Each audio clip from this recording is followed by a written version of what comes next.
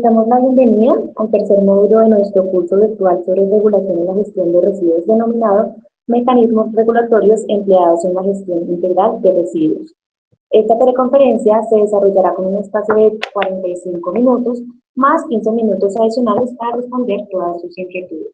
Esta teleconferencia será dirigida por Magda Correal, especialista sectorial con más de 15 años de experiencia en planeación, regulación y diseño de políticas del sector de servicios públicos y manejo de residuos sólidos. Es ingeniera civil con maestría en Ingeniería Civil de la Universidad de los Andes y en Administración de Empresas de la Universidad de Durham, Inglaterra.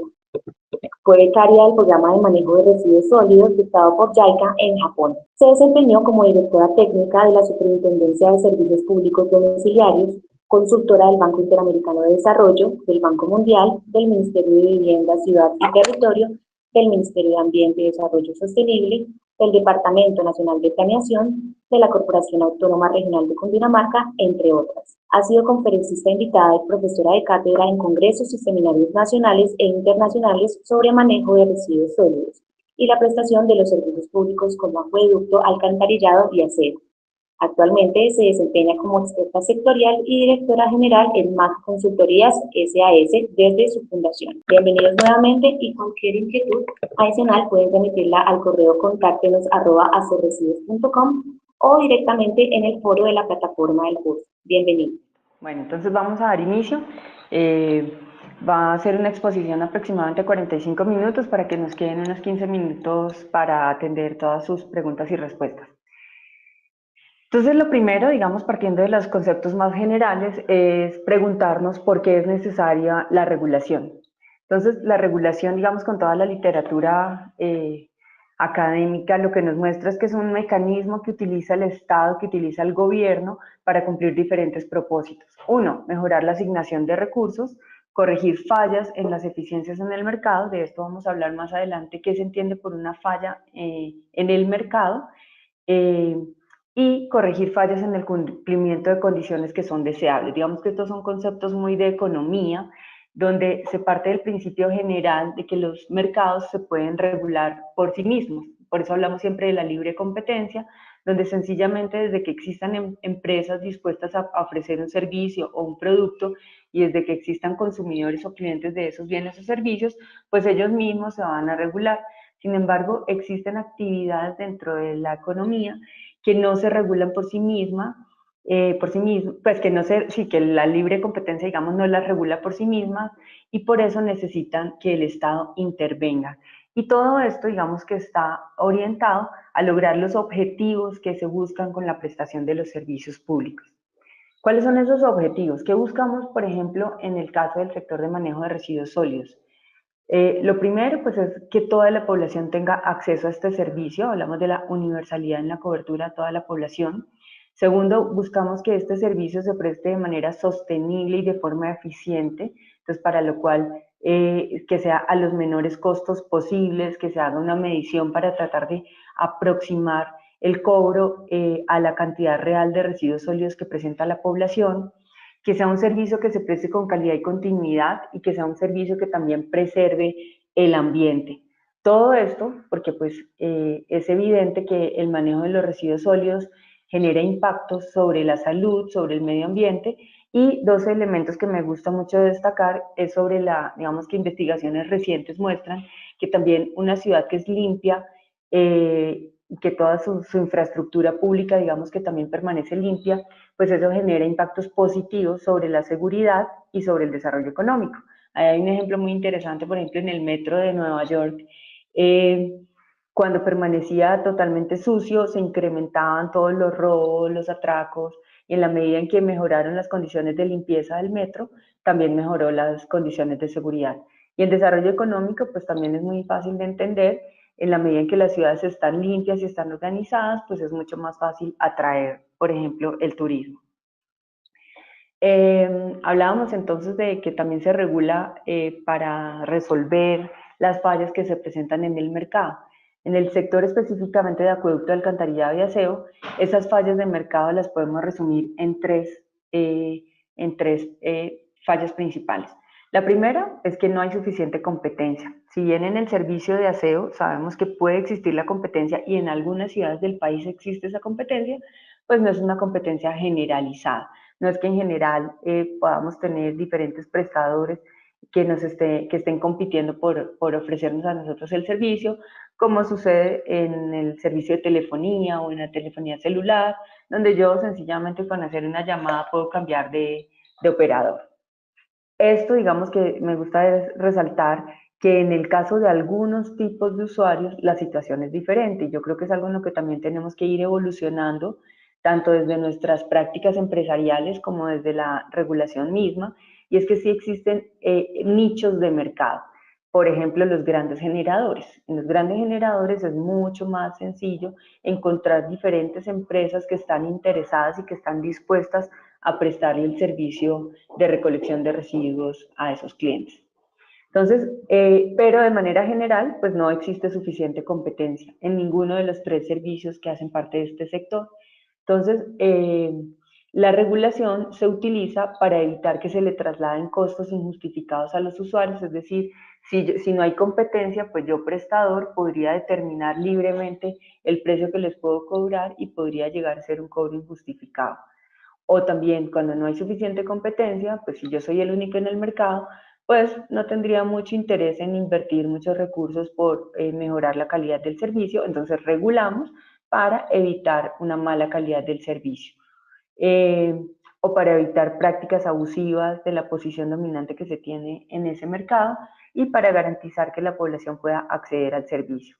Otra falla del mercado es la simetría de información y es cuando todos los que participamos en un determinado mercado, en este caso particular, los generadores de residuos o usuarios, los prestadores del servicio público, el gobierno como tal, digamos que todo el mundo no tiene acceso a la misma cantidad de información. Claramente, las empresas, los prestadores, tienen mucha más información sobre la prestación del servicio, saben dónde están los usuarios, saben cuántos residuos se generan, saben cuánto les cuesta desarrollar esa actividad, dónde están los sitios de disposición final, etcétera. Mientras que el usuario en general tiene menos información, entonces también se regula para subsanar esta situación. Y un tercer concepto que también es económico y es que estos servicios son bienes meritorios. ¿Qué significa eso? Entonces, un ejemplo muy sencillo. El agua es un bien común, es indispensable para toda la población, es un bien que genera beneficios a toda la población, pero muchas veces son servicios que no se transan, así como comprar un carro, comprar un celular o cualquier otra actividad. Y como lo digo de forma tal vez más clara, ahí a continuación en el saneamiento, entendido pues por el servicio de alcantarillado y el servicio de aseo, tener estos servicios, prestarle a la población estos servicios, genera unos impactos positivos para toda la sociedad y para, el medio ambiente. Entonces, algunas características de este sector las podemos ver acá resumidas. Me voy a referir únicamente a las del servicio de aseo. Si miramos cómo son las inversiones en este sector, pues cuando vamos a desarrollar la actividad de recolección, ustedes saben que no requiere grandes inversiones, realmente casi que con comprar un carro, un vehículo compactador, un vehículo recolector, pues ya podríamos empezar a prestar el servicio y ese vehículo pues lo podemos adquirir a través de un leasing, entonces no necesitamos un gran capital para desarrollar esa actividad.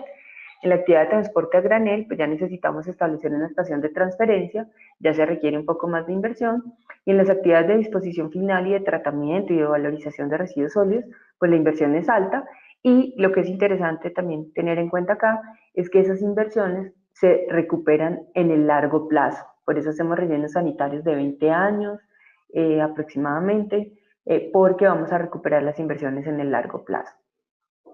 Las economías, entonces, en las economías de escala y economías de densidad, ¿qué significa eso?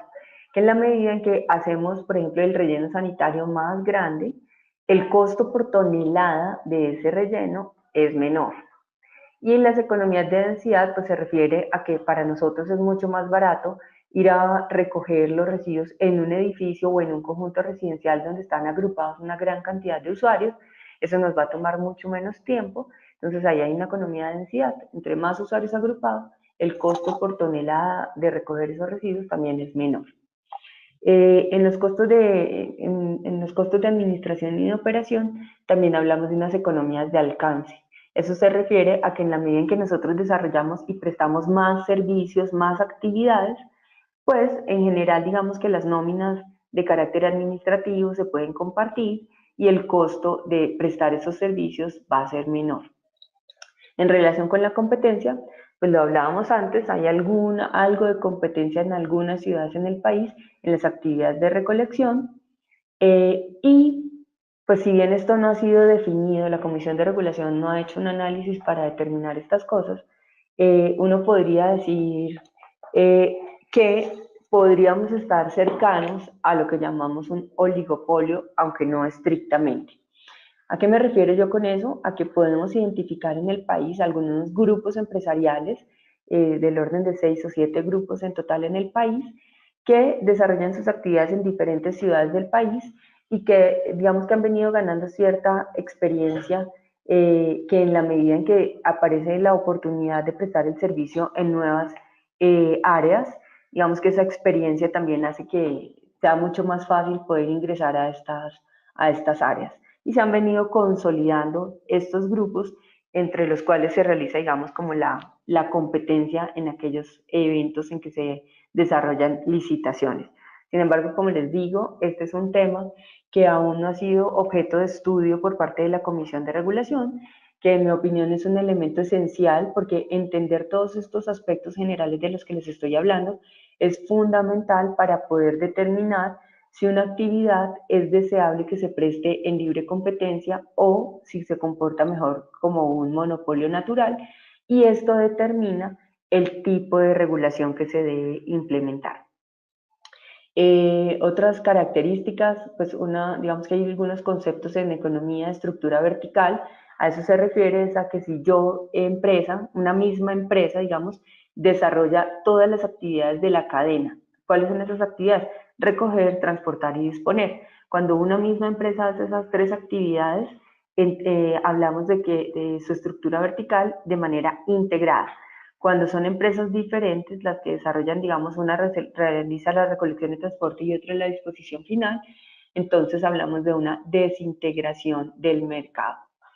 Que eso pues también pasa mucho, digamos, ustedes como Interacero pues sí tienen muchos rellenos sanitarios regionales y desarrollan la actividad de manera integrada, pero las empresas que llegan a disponer a sus rellenos sanitarios pues están desarrollando la actividad de forma desintegrada.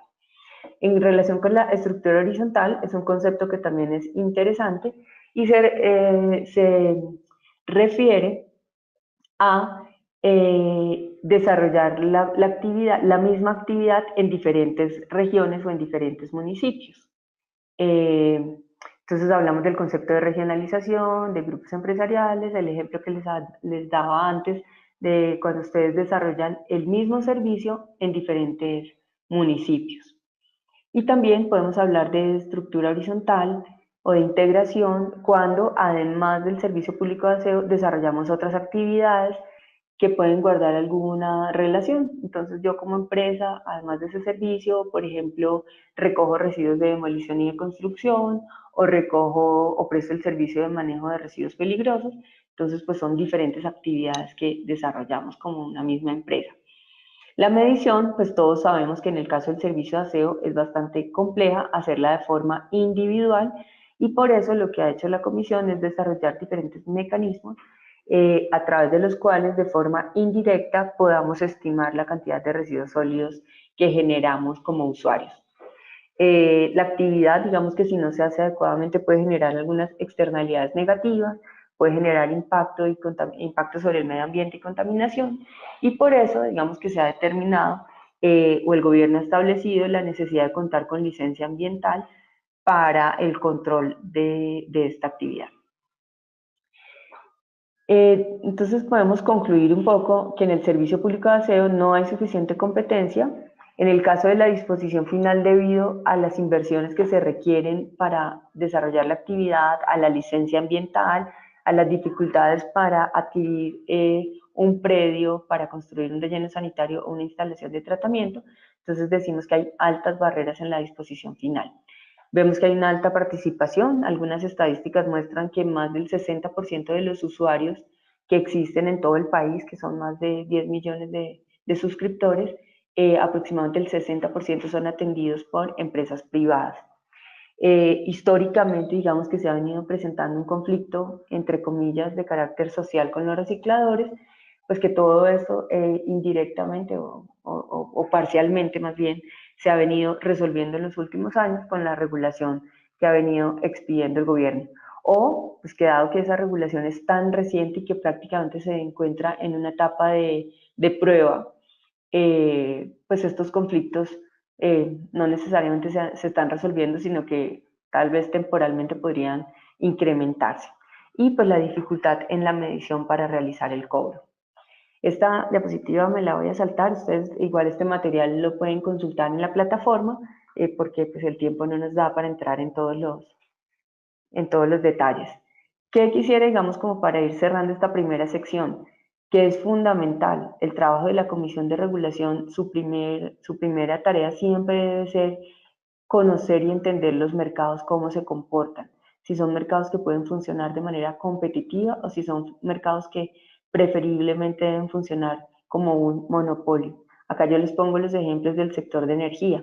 La Comisión de Regulación de Energía hizo este ejercicio, determinó en cada una de las actividades del servicio de energía cómo se comportan y concluyó que todo lo que tiene que ver con la generación y la comercialización de la energía pues se puede desarrollar de forma competitiva y entonces él lo que hace a través de su regulación es incentivar la competencia. Y en cambio, en todo lo que tiene que ver con la distribución y con la transmisión de la energía, las líneas de transmisión, pues que no tienen sentido, sería más costoso para la sociedad incentivar la competencia, entonces reconoce que son actividades que se prestan mejor a través de monopolios. Pues esto también tiene que ver con esto. Hay dos conceptos muy generales, digamos que nos sirven mucho para entender la regulación que día a día vemos que expide el Gobierno Nacional y la Comisión de Regulación. Vemos una regulación de conductas y eso se refiere a cómo yo como prestador me comporto. Entonces lo que hace el gobierno es expedir, por ejemplo, normas técnicas donde me dicen el relleno sanitario tiene que tener una impermeabilización, tiene que tener un sistema de recolección de gases, tiene que tener una cobertura diaria.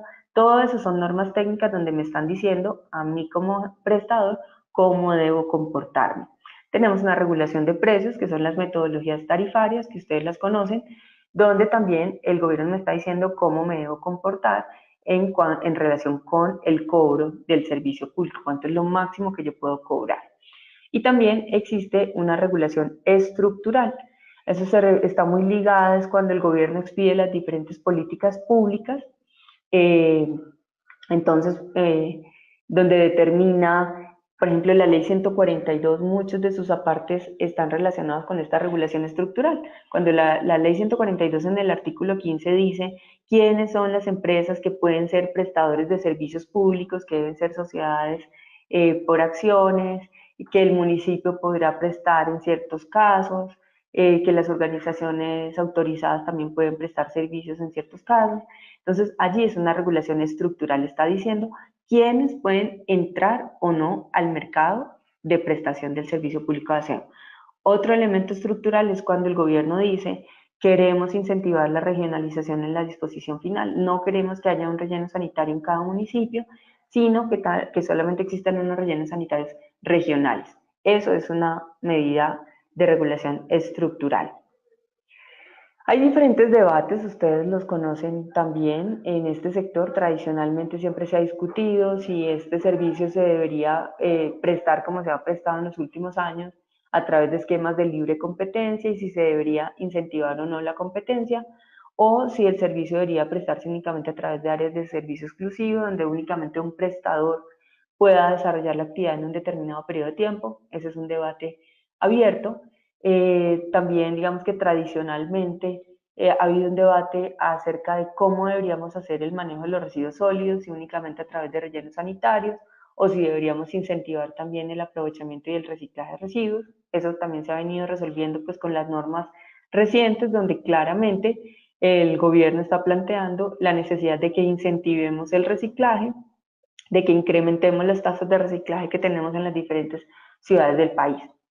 El debate más reciente es hasta qué punto incentivar las actividades de tratamiento y valorización de residuos sólidos o si continuar manteniéndonos en promover únicamente la actividad de disposición final a través de rellenos sanitarios. Ustedes saben que ese es el debate actual. Las tarifas hoy en día realmente lo que reconocen son los costos asociados a los rellenos sanitarios. Esas tarifas en general no son suficientes para implementar actividades de tratamiento y valorización y es lo que se viene promoviendo, pues que se modifiquen esas tarifas para poder incentivar la incorporación de estas actividades que claramente generan muchísimos más beneficios ambientales y pues en general para toda la población. O sea, trae muchísimos otros beneficios que de pronto no son tangibles en el precio porque son externalidades que podríamos evitar y que eso implica que el costo de la actividad sea mayor. Un debate, digamos, que no ha sido muy fuerte, pero que también ha estado ahí de forma permanente, es cómo incentivar la eficiencia en las actividades de transporte, por ejemplo, a través de la implementación de más estaciones de transferencia. Eh, Vamos a entonces a mirar cuáles son esos diferentes, es importante, digamos, en ese contexto, entender cuáles son los diferentes instrumentos de gestión ambiental que existen. Y pues el exministro que tiene, Manuel Rodríguez, tiene un libro bien interesante sobre este tema de instrumentos de gestión ambiental y él hace una clasificación de 4 grandes tipos de instrumentos de gestión ambiental. Uno es lo que llamamos de regulación directa, que es básicamente lo que más conocemos, que son las normas que expiden las diferentes entidades del gobierno, donde nos dicen que el relleno tiene que operar así, que los carros tienen que ser de esta manera, que hay que reportar una información a la superintendencia y que la consecuencia es, si yo no cumplo con todo eso, me sancionan. Entonces, eso también se llaman mecanismos de comando y control. Otro mecanismo son mecanismos administrativos y hace referencia a cuando tengo que pedir permisos, obtener licencias para poder desarrollar una actividad. Entonces, un ejemplo sencillo son las licencias ambientales que tengo que obtener para poder operar un relleno sanitario. Eso entra dentro de las categorías de instrumentos administrativos. Otro, que es en los cuales nos vamos a enfocar en esta charla, son los instrumentos económicos.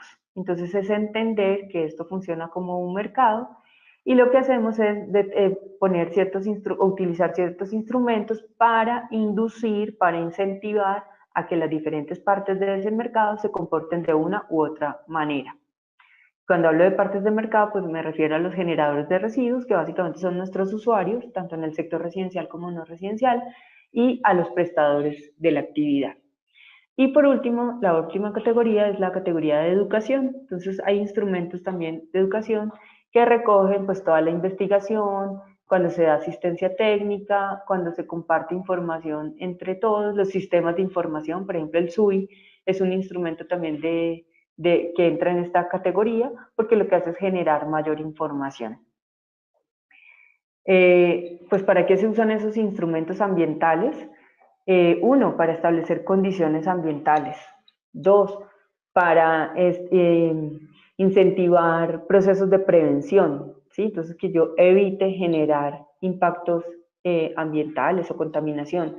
También se utilizan para concientizar y para educar a los usuarios, por ejemplo, o para cambiar el comportamiento de los actores, o para mejorar también procesos de formulación, puesta en marcha y evaluación de políticas ambientales.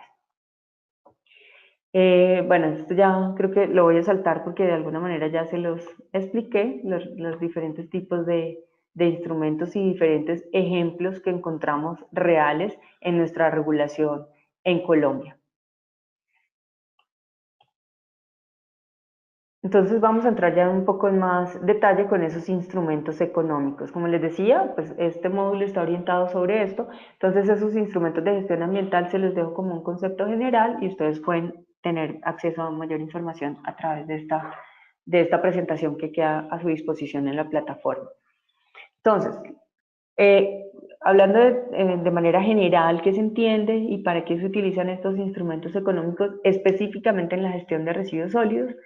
Entonces, estos instrumentos económicos nos permiten crear incentivos o desincentivos que estimulan el interés tanto de los consumidores o de los generadores de residuos como de los prestadores de los servicios para hacer mejoras ambientales o para reducir las consecuencias ambientales adversas de las actividades que desarrollan.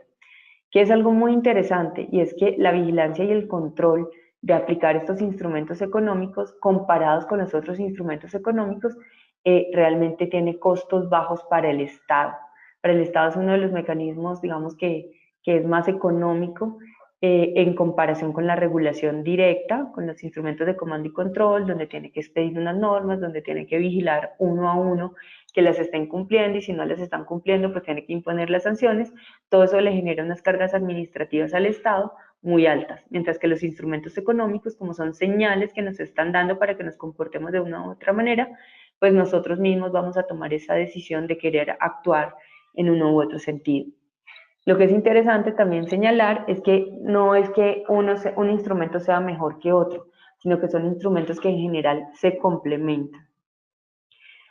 ¿Para qué se utilizan? Como ya lo he mencionado varias veces, pues influyen en la forma como nos comportamos, tanto los generadores de residuos, los usuarios, como los prestadores del servicio público.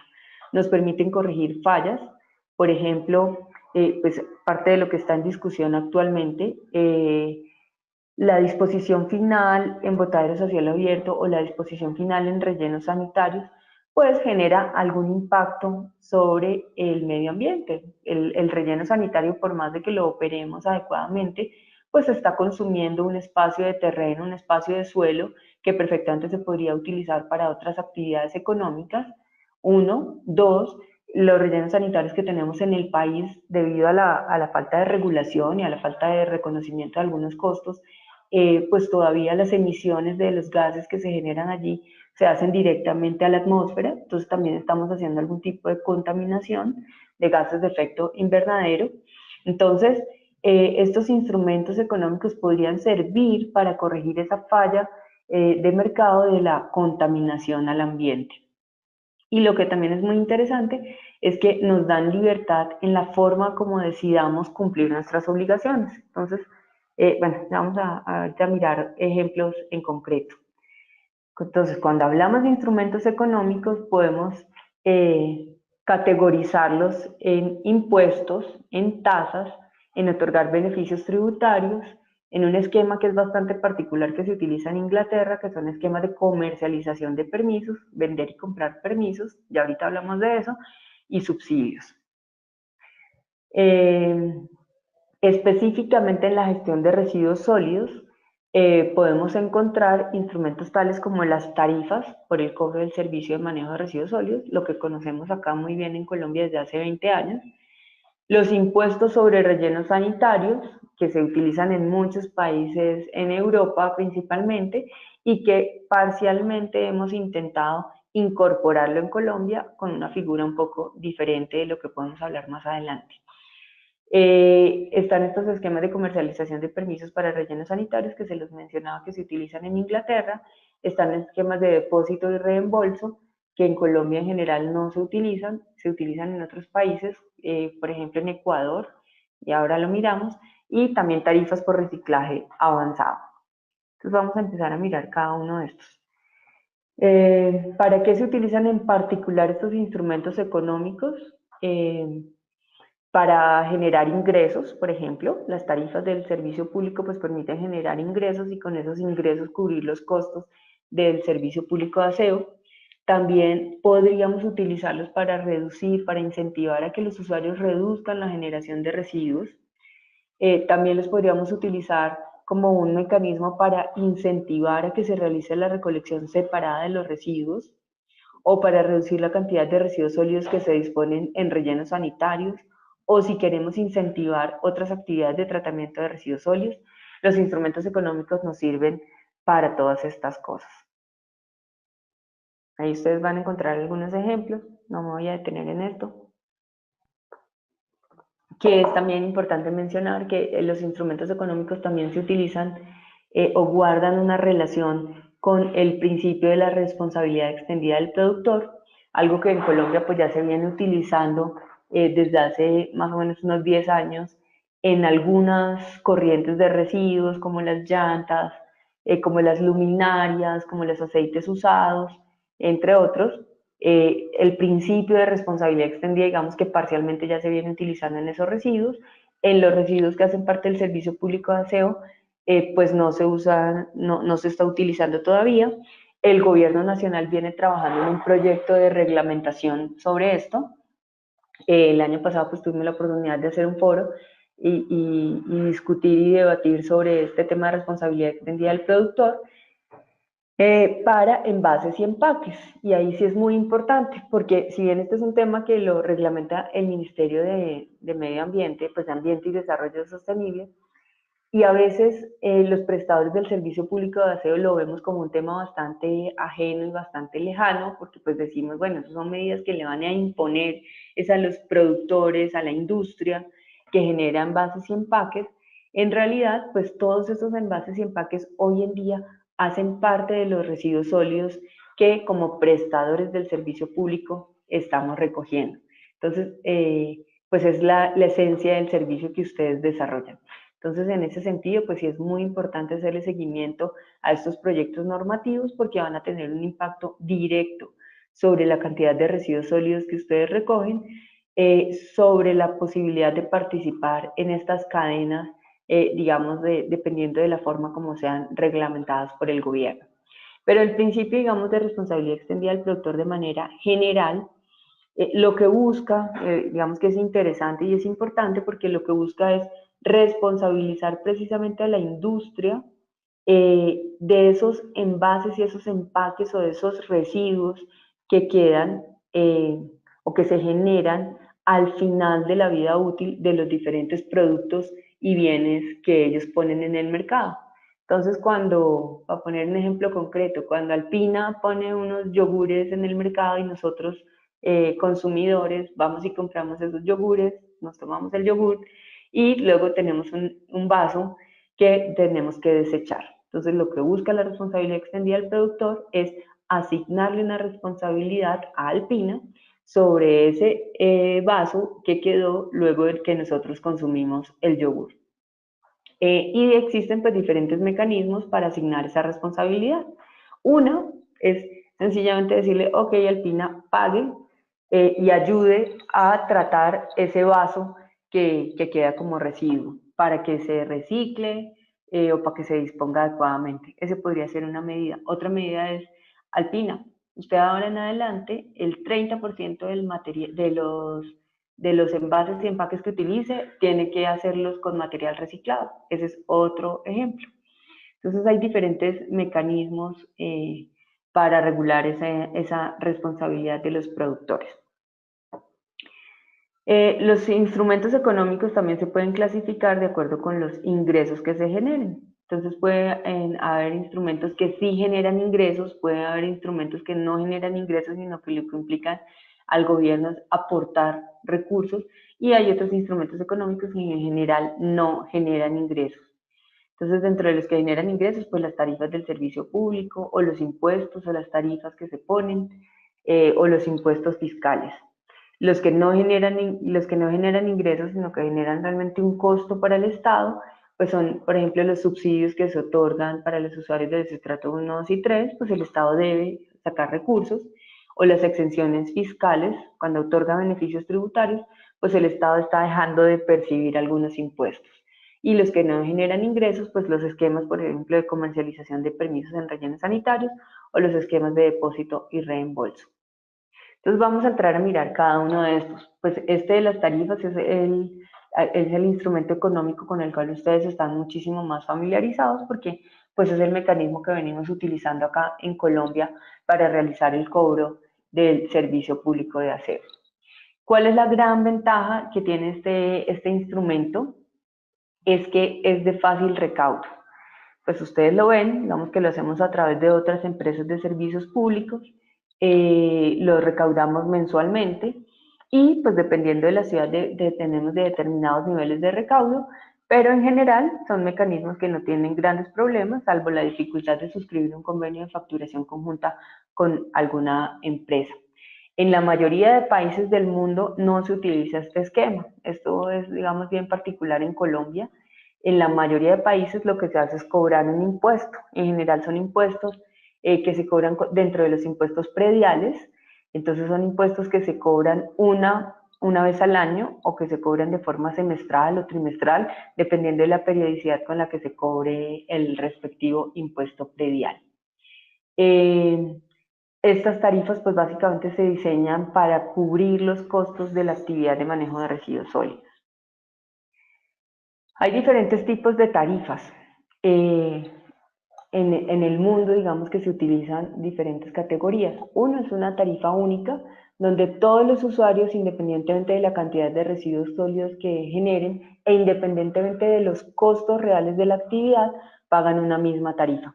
Entonces, por ejemplo, en muchos países, me acuerdo en Ecuador, se cobra el 10% del valor del servicio de energía eléctrica.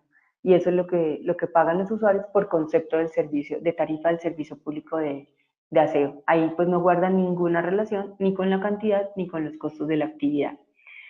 Hay otro mecanismo que es una tarifa variable, pero que no está relacionada con el servicio. Entonces, por ejemplo, en otras partes, en Perú creo, cobran dependiendo de las características del inmueble. Entonces, dependiendo del frente o el ancho de la casa, se determina el valor a pagar por parte de los usuarios. Entonces, es una tarifa variable porque no todo el mundo paga lo mismo, pero no es una tarifa que guarde relación con los costos del servicio. Y por último, pues digamos lo que tenemos acá en Colombia, que es una tarifa variable relacionada con el servicio. Y es guarda relación porque ustedes saben que las determinamos con base en el estudio que hace la Comisión de Regulación de Agua de cuánto cuesta prestar la actividad. Y también pues, está asociada a la cantidad de residuos sólidos, si bien no de manera individual, sí con base en la cantidad de residuos que se pesan en el relleno sanitario. En estos temas de tarifas, pues una de las variables importantes, digamos, a determinar es qué cantidad de residuos cobrar y qué mecanismos utilizar para medir esa cantidad de residuos a cobrar. Entonces, en el mundo existen diferentes alternativas. Uno, pues son sistemas basados en el peso. En Europa ocurre esto, digamos que la gente, en algunos casos se utilizan algunos vehículos con sistemas de pesaje y entonces en la medida en que se va recogiendo, pues se va pesando la cantidad de residuos de cada generador. Dos, el ejemplo que tenemos acá en Colombia, que pesamos los residuos en el relleno sanitario y hacemos una distribución, digamos, proporcional entre los usuarios, pues también es un sistema basado en el peso. Hay otros sistemas que se utilizan en otros países y es la suscripción de contenedores. Entonces yo en mi hogar lo que hago es pedirle a la empresa de aseo que me suministre una determinada cantidad y tamaño de contenedores. Digamos que lo que se busca de alguna manera es como que la gente cada vez pida unos contenedores de menor, o ciertos contenedores sean de menor tamaño, digamos que cuando hay una recolección selectiva, entonces se busca que el contenedor de la fracción residual o de la fracción que no va a ser aprovechada, pues cada vez sea menor, mientras que el contenedor de los materiales reciclables, pues esa tendrá un tamaño un poco mayor.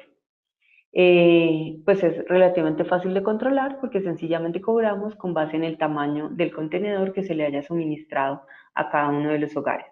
Y hay otro sistema que se utiliza ampliamente en otros países, por ejemplo en Japón, que son comprar bolsas en el supermercado y el prestador del servicio público únicamente puede recoger los residuos que se encuentren empacados en esas bolsas. Entonces el servicio en últimas lo terminamos pagando es en el momento en el que compramos la bolsa. Son bolsas, claramente la bolsa no tiene, su costo es mínimo, por decir cualquier cosa podría ser un centavo de dólar, pero cuando yo voy al supermercado y compro esta bolsa, la bolsa me puede costar $2 o $3, porque en últimas no estoy comprando simplemente la bolsa, sino que ya de una vez estoy pagando por el servicio público de aseo.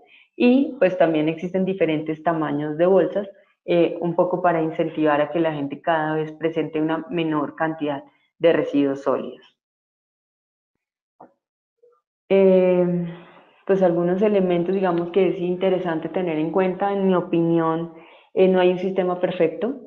Creo que lo ideal es establecer sistemas híbridos, ahora que está tan de moda esa palabra, y básicamente en lo que consiste es hacer una combinación de sistemas. Idealmente, tener una tarifa con un valor fijo, con un cargo fijo, que nos permita cubrir los costos de tener a disposición de toda una ciudadanía toda una infraestructura de carros, de bases de operaciones, de sitios de disposición final. Yo tengo que tener a disposición de la ciudadanía toda esa infraestructura y eso tiene un costo. Así a mí no me traigan residuos, yo tengo que tenerla y eso tiene un costo. Entonces es tener un cargo fijo que me permita cubrir esos costos de esa infraestructura y combinar esa tarifa con un cargo variable eh, que nos permite también empezar a darle señales a la población acerca de la cantidad de residuos sólidos que cada vez quisiéramos que generaran menos residuos o que hagan una mejor clasificación y separación de esos residuos para poderle dar una utilización posterior. Vamos a mirar diferentes ejemplos en el mundo. Por acá también, digamos, por efectos del tiempo, que ya llevo 50 minutos, no voy a poderme detener tanto, pero ustedes van a poder consultar los diferentes esquemas de cobro que hay en distintas ciudades y países del mundo. Entonces, en París, por ejemplo, lo que cobran es un impuesto que se llama un impuesto de recolección de residuos a los hogares, se llaman TEOM por las siglas en francés. Es obligatorio para todos los residentes y para todos los negocios pagar ese impuesto TEOM y se cobra con el impuesto predial. Las grandes industrias, los grandes generadores y las instituciones públicas están exentas del TEOM, pero pagan un impuesto que se llama un impuesto especial. Los ingresos que percibe la ciudad por el cobro de este impuesto cubren aproximadamente el 95% de los costos de la prestación y la diferencia pues se cubre con presupuesto municipal de la ciudad. El valor del impuesto, como ustedes lo ven ahí en azul, está determinado con base en el valor de la vivienda, multiplicado por esos factores. Pues en Suecia, en Santiago de Chile también ustedes pueden encontrar otro ejemplo. La gente entonces le cobran, dependiendo de si viven en el centro de la ciudad o si viven en la periferia, aproximadamente pagan entre 20 y 13 dólares por mes por concepto del servicio público. Esta es una tarifa que se cobra cada 3 meses. Eh, hay muchas viviendas que son exentas porque no pagan impuestos, entonces hay más de 90.000 hogares en Santiago de Chile que son exentos del pago de este servicio. Con los ingresos que percibe la ciudad por este servicio, únicamente se recupera cerca del 50% de los costos y el otro 50% tiene que ser asumido con presupuesto municipal. Básicamente la forma como se determina esa tarifa, pues es que se toman los costos reales de prestación del año anterior y se divide entre el número de usuarios que se espera atender en ese año. Ahí está también un ejemplo de Ciudad de Buenos Aires, de Río de Janeiro, eso pues ustedes lo pueden consultar posteriormente de forma individual. San Francisco es una ciudad, digamos, que basa su sistema de cobro dependiendo de la cantidad y de las características de los contenedores. Allí en San Francisco, en general, la recolección se hace, digamos que los usuarios están obligados a presentar los residuos en 3 contenedores diferentes. Uno para metales, plástico, papel y vidrio, otro para los residuos orgánicos biodegradables y otro contenedor donde se depositan los demás residuos que se llaman desechos residuales.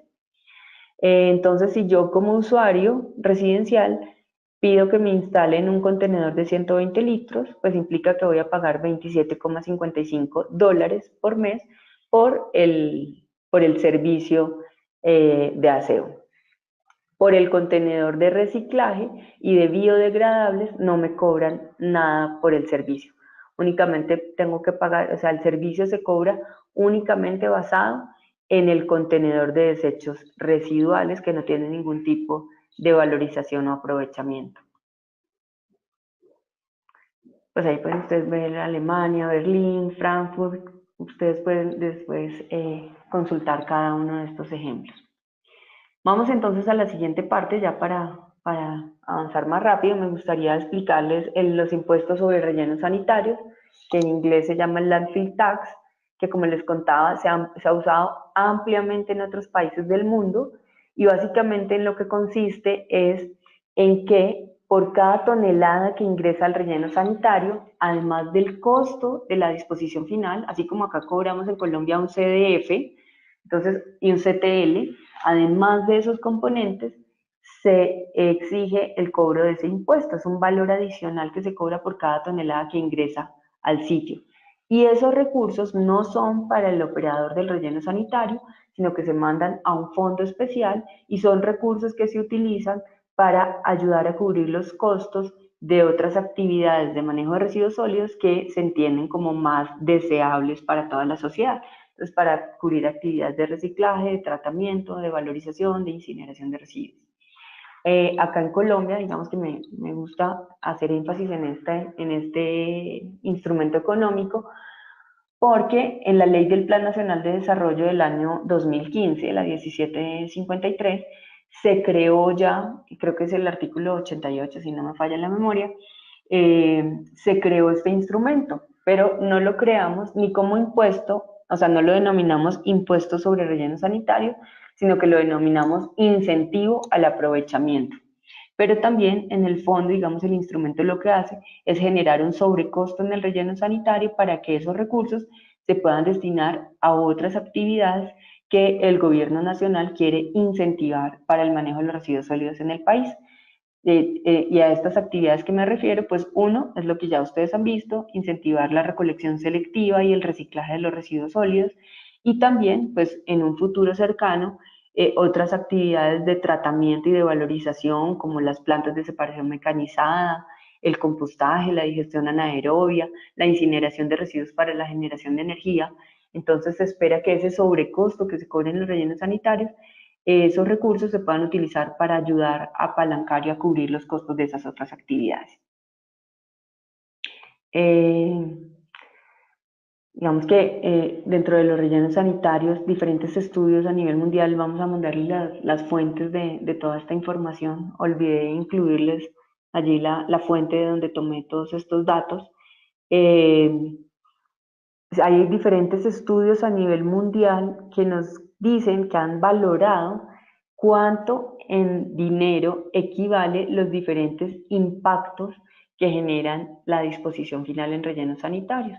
Entonces, un estudio dice que las emisiones de gases de efecto invernadero que se dan en rellenos sanitarios donde no se, como los que tenemos acá en Colombia, donde no se recogen esos gases y se emiten a la atmósfera, para la sociedad como un todo, nos implica $3,27 por cada tonelada.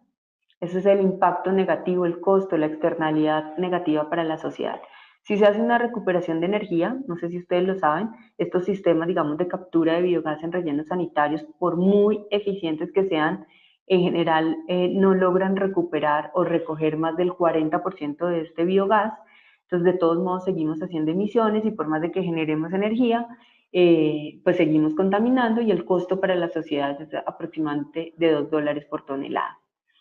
Y así, pues ustedes pueden ver el hecho, digamos, para la gente que vive alrededor del relleno, por ejemplo, para viviendas que están a menos de 800 metros de distancia del relleno sanitario, pues ustedes saben que el relleno, por más de que funcione muy bien, genera molestias para esta población porque hay ruido, hay olores, el aspecto es desagradable porque pues los residuos no se logran cubrir inmediatamente, hay paso de vehículos, entonces, todo este, digamos, impacto negativo para la gente que está alrededor del relleno se estima en que equivale a tener aproximadamente $3 o un mayor costo de $3 por tonelada.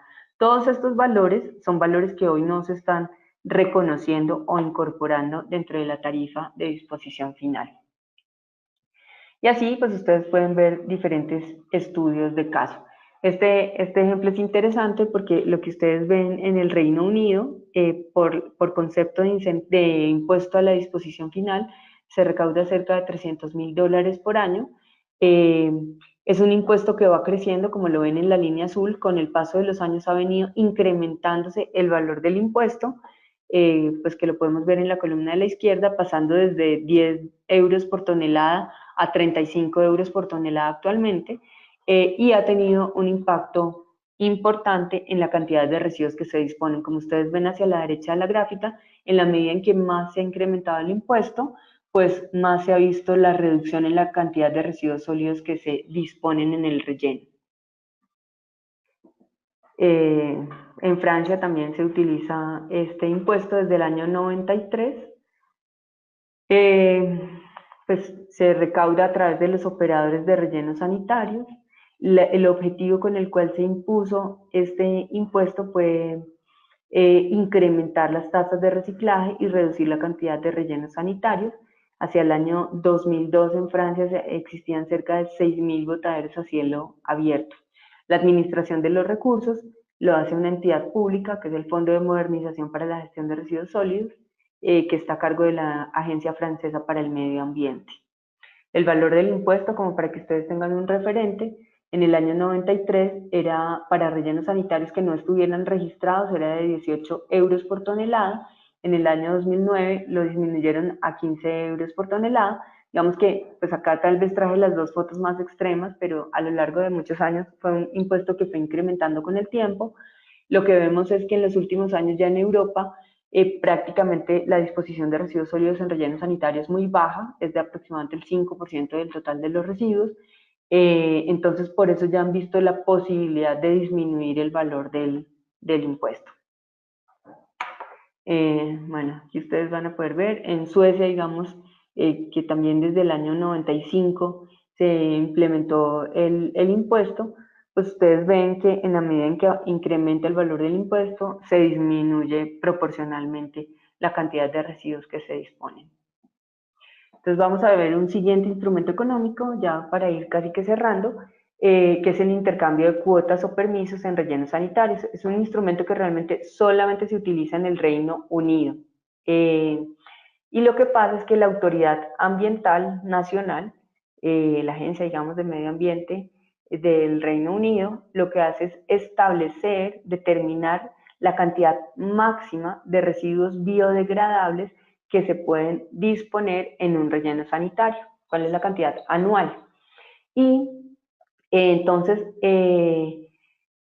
para eso, digamos que el operador tiene un determinado permiso, voy a decir cualquier cosa, puede disponer 1.000.000 de toneladas de residuos biodegradables en este relleno sanitario. Ya es una decisión del operador si utiliza toda esa capacidad o si empieza a implementar otros mecanismos de valorización de residuos, y esa capacidad lo que hace es vendérsela a otros municipios. Decirles, ok, yo tengo capacidad para disponer, si usted no tiene capacidad, yo se la vendo, y hay como un libre mercado en cuanto la gente paga por digamos, por esa capacidad o ese espacio, digamos, para disponer residuos sólidos. Esto es un cobro que va más allá de la tarifa de disposición final. Entonces, ellos lo que han tratado es de crear un mercado, de crear un libre mercado en el cual entre las partes determinan el precio de ese permiso que están transando. Otros instrumentos que están muy relacionados con las políticas de responsabilidad extendida, que son los sistemas de depósito y reembolso. Pues eso de lo que se trata es de cuando yo voy al supermercado, compro una gaseosa, me cobran un valor adicional por el costo, digamos, de esa botella. Si yo retorno la botella, entonces pues me devuelven esos centavos o esos pesos que dejé por concepto de botella. Ese sería un sistema de reembolso. En Ecuador se implementó hace más o menos unos 4 años este sistema para envases de PET, tanto de botellas de gaseosa como de agua y de jugos. Y esto se cobran, creo que son 2 centavos de dólar, es el depósito que tiene que dejar la gente cuando compra la botella. Cuando se hace el retorno de la botella, pues se le devuelven esos 2 centavos de dólar. Lo interesante es que en el término de un año se logró recuperar el 100% del PET que se estaba poniendo en el mercado. O sea, todas las botellas de gaseosa, de agua y de jugos que en Ecuador se pusieron en el mercado fueron retornadas a los a los supermercados y estos supermercados pues a su vez a los productores de este material de PET a las embotelladoras de gaseosas y esto se les retornó este material, el 100% del material, porque la gente tuvo un incentivo por obtener por recuperar esos dineros, digamos, ese depósito que habían puesto. ¿Por qué se utilizan ¿Para qué se utilizan, digamos, este sistema de depósito-reembolso? Pues como ustedes lo ven, es un sistema que no genera ingresos, porque pues yo, usuario, yo consumidor, dejo una plata por la botella y cuando devuelvo la botella, pues me devuelven la plata, entonces pues no genera ingresos, pero facilita la logística, porque lo que hace es permitir que todas las botellas sean los mismos usuarios los que vuelvan y lo lleven a un determinado sitio, y pues eso hace que el costo de recolección y transporte de ese material sea más barato. Y el último ejemplo ya para terminar, pues son las tarifas de reciclaje avanzado. Y eso es, por ejemplo, en Japón, cuando la gente va, no es como acá, como nosotros que utilizamos la nevera, el carro y todo lo utilizamos hasta que ya no sirva más y como decimos todos que la nevera nunca se bota a la calle, sino que se termina mandando para la finca, se termina utilizando de armario, entonces pues es muy diferente nuestro caso, pero en otros países donde la gente desecha mucho más las cosas, entonces cuando yo voy a desechar mi carro, entonces ya como chatarra, pues tengo que pagar una tasa para que ese carro se recicle, o como las llantas en otros países. En el momento en que yo compro la llanta, tengo que pagar una tasa de reciclaje para que el día en que yo deseche esa llanta ya se hayan cubierto los costos de reciclaje de esa llanta. Por eso hablamos de un sistema de reciclaje avanzado. Es un cobro, un pago que hacemos adicional para poder cubrir los costos del reciclaje de esos residuos. Ahí ustedes también van a poder ver algunos ejemplos. Y con eso digamos que terminaríamos la presentación.